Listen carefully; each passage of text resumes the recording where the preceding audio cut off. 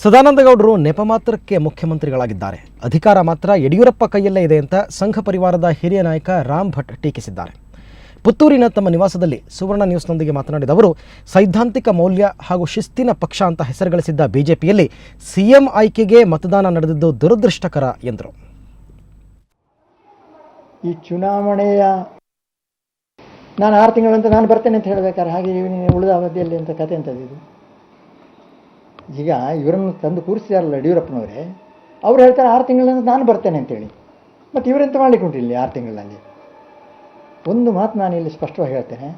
ನಮ್ಮಲ್ಲಿ 120 ಜನ ಶಾಸಕರಿದ್ದಾರೆ, subject to correction. ಯಾರು ಇದ್ದಾರೆ ಅಂತಲ್ಲ, I hope I am correct. 120 ಜನ ಶಾಸಕರಿದ್ದಾರೆ.